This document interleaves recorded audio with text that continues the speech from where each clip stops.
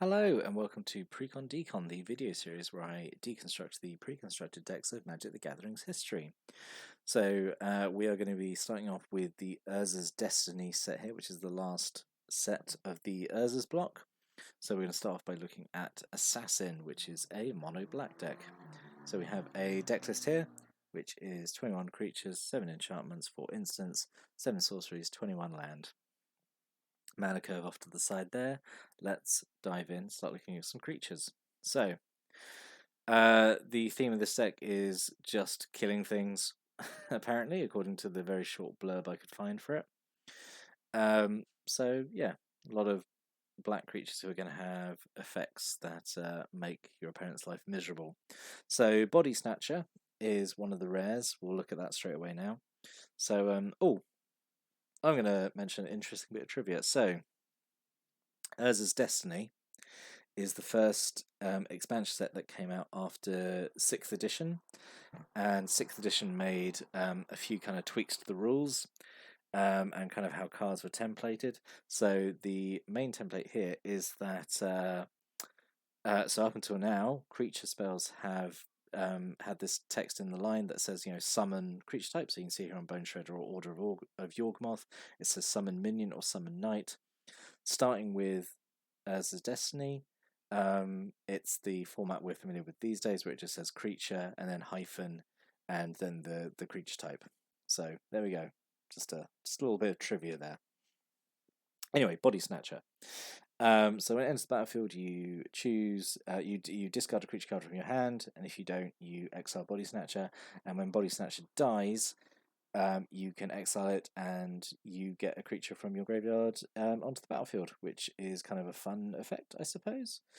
Yeah, and I think there's a few creatures in this deck that would have benefited from doing that, from being reanimated. But yeah, that's kind of a fun sort of different take on a reanimation kind of spell. One Bone Shredder, who's just a 1/1 flyer. When it comes in, does terror, just destroys a non-artifact, non-black creature. Has Echo, but if you didn't want to pay the Echo cost and keep it around, don't blame you because it's just a 1/1 flyer. You're getting the effect as you cast it, so that's fine. Ravenous Rats, full playset of those, which is the first I think we've seen a full playset of in a while in these Urza's block decks. I will always say it. I'm always very happy when a pre-constructed deck gives a full playset of things. It's a very like consumer-friendly thing to do, especially to a new player. You're maybe buying one of these decks, like you're just getting into the game and getting a full playset of things is it feels pretty good. So Ravenous Rats, these are classic. When they enter they've been reprinted a bunch of times. When they enter the battlefield, opponent discards a card, and they're just 1/1, and that's fine.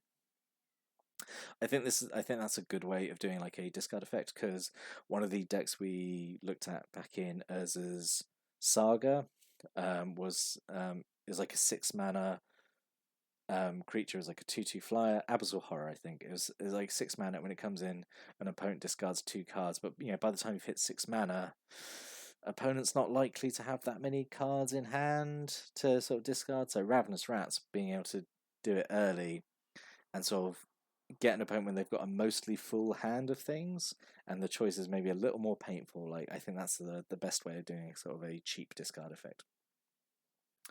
And then Order of Yawgmoth, 4 mana for a 2/2 with Fear, which is well, I guess technically as it's written here, it's the Intimidate ability. So I'm really glad we have Menace these days.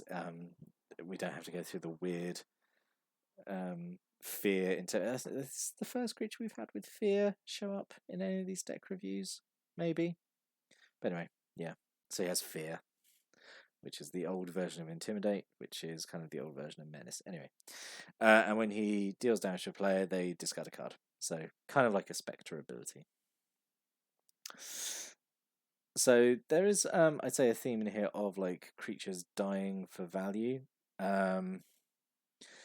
Or cycling from play was a kind of a minor theme in this set.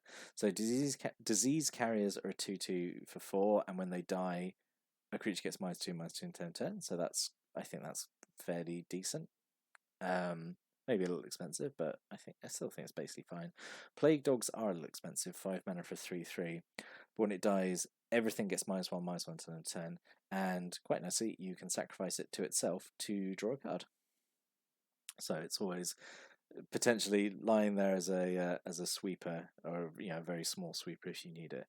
Slinking Scourge is not good. 4 mana for a 2/1 with flyer, and you can 2 sacrifice it, draw a card. So yeah, this is I'll expand a little bit more on it when I mean the cycling from play.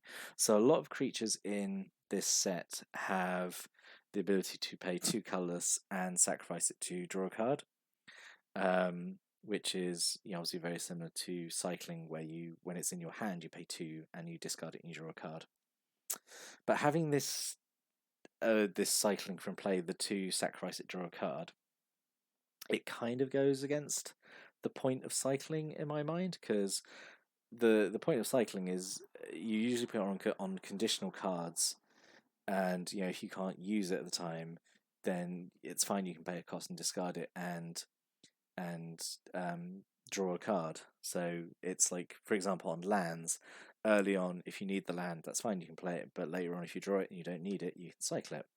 Or if you've got a card that has, I don't know, prevent all damage from a red spell, and you're playing against an opponent who's not using red spells, like, oh, fine, well, I can cycle it. But the whole point is, like, you cycle something when you can't cast it or don't want to cast it. But having cycling from play means you still have to play the creature to get the effect. I hope that makes sense, but yeah, it just seems to defeat the purpose of it. Like, because Slinking Scourge, like, you're not going to pay 4 mana and then pay 2 to sacrifice it. Whereas if it just had cycling, that would be fine, because then it could be, oh, like, I don't want to pay 4 mana for this kind of substandard flyer, but I do want to pay 2 and discard it, draw a card. I don't have to pay 4 for a substandard flyer, so for a substandard flyer, and then pay 2 to. Anyway, I'm going on about it, but like I'm not keen on it. Anyway, Squaring Mass 1/1 with Fear. Okay.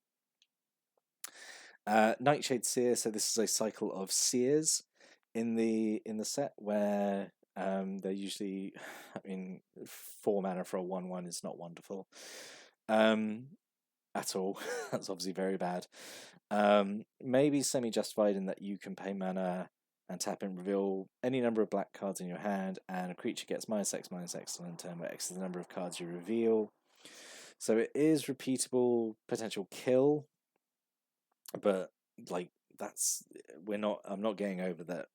He's 4 mana for a 1/1, so very expensive and very frail, obviously. Sanguine Guard, this guy's great. I really like this card. I've always liked this card since way back in the day when you used to play it, at school lunchtime, playing Magic with friends. Sanguine Guard was an MVP there. 3 mana for a 2/2 with First Strike and Regeneration, which is a good combination. Looming Shade is just a shade, just 1/1, pay a black, give +1/+1 to end of turn. And then Mantis Engine is this kind of very janky artifact creature, 5 mana for a 3/3. You have to pay to give it flying on First Strike to end of turn. Not very good, in my opinion. And then a bunch of black kill spells. So Attrition is the other rare of the deck. 3 mana enchantment. Pay 1 black, sacrifice a creature, destroy a non-black creature. That's quite good. And there's a fair number of creatures in this deck, so that would have been pretty good to have. Sicken is just a bad aura, just gives a creature -1/-1, but you can cycle it at least. So Eradicate is part of this cycle of what's the best way of calling them? Lobotomy spells, I suppose, where they exile a particular card type. So Eradicate is creatures, and then the white one I think is enchantments, green one's artifacts. Anyway, but we'll look at the others because they do show up in the other decks. But you kill a certain creature, and then you rifle through the opponent's graveyard, hand, and library for all copies of that creature, and they get exiled as well. So just completely remove 1 copy of a creature they have, which is 1 copy, all copies of the creature they have. And then Scent of Nightshade is just Nightshade Seer's ability, but just as a card. I think it's better because obviously it's much cheaper than his ability. Doesn't rely on him being out. Revealing cards is kind of not great because it gives away information to an opponent. So not ideal. And as in modern cards, so one colourless and a black. So there's Last Gasp, I think, for original Ravnica, and that's -3/-3 for that same mana cost. So really for this, you want to be revealing at least 3 cards, I think, to kind of make it worthwhile. And revealing 3 cards from hand is like, that's giving away quite a lot of information. So, I mean, I have a bit of nostalgia for these cards. I really like the artwork on Scent of Nightshade, but I don't think it's a particularly good card. Just some more black. Actually, these are all discard spells because there's I suppose a minor discard theme going. So Duress hits non-creature non-lands. Ostracize hits only creatures. These are both targeted discard spells. Unnerve hits all opponents to make them discard 2 cards. And I'm wondering if this is like kind of one of the first cards that's like it specifically targets all opponents. Because a lot of these older cards just assumed it was kind of 1v1 games. So for it to be templated like it affects all opponents, that's kind of standard wording these days. Because I would argue that most cards are kind of designed for kind of commander nowadays. But yeah, to have this wording where it hits all opponents is actually kind of interesting to see it on quite an old card. And then Dying Whale is an aura. When the enchanted creature dies, player discards 2 cards. And then we have some more black cards, funnily enough. So 2 Dark Rituals. You can't have a black deck without Dark Rituals, in my opinion.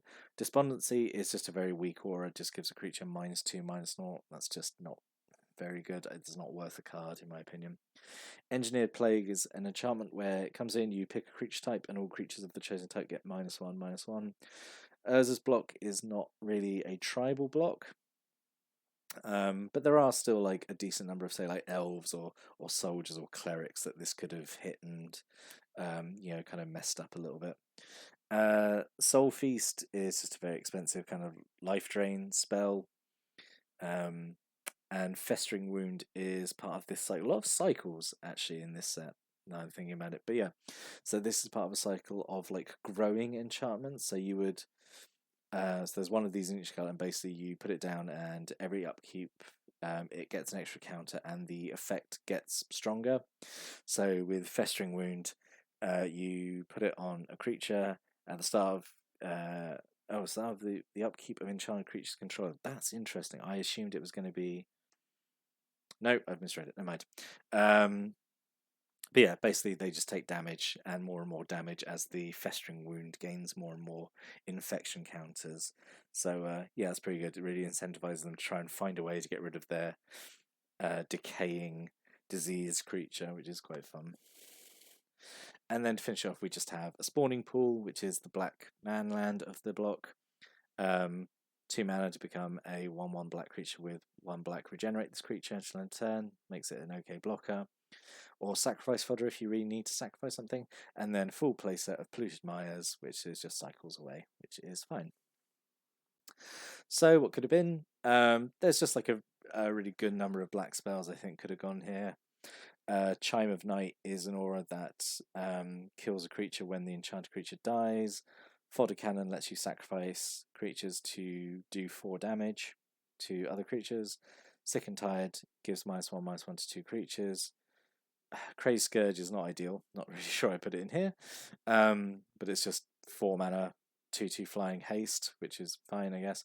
Corrupt, it's really confusing me. Corrupt isn't in here because it's the perfect deck for it. It's like it's shown up in other Urza's block pre-constructed decks, but usually where black is, it's when they're dual coloured.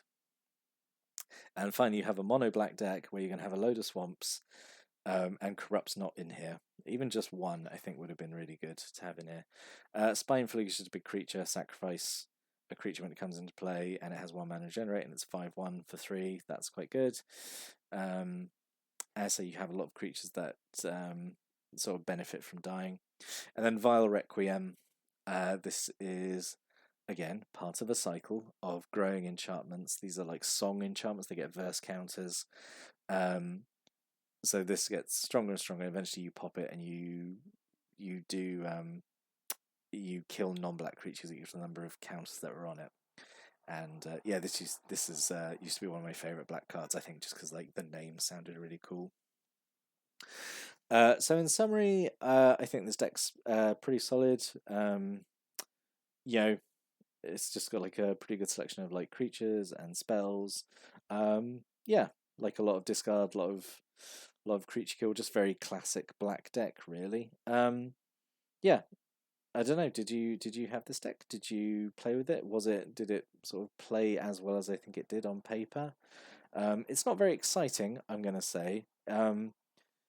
It's not very flashy, but yeah, it feels like it gets the job done. So yeah, I'd like to hear if that really was the case. But I'll be back next time to look at another Urza's Destiny pre-constructed deck. But until then, thank you for watching and listening, and have a good day.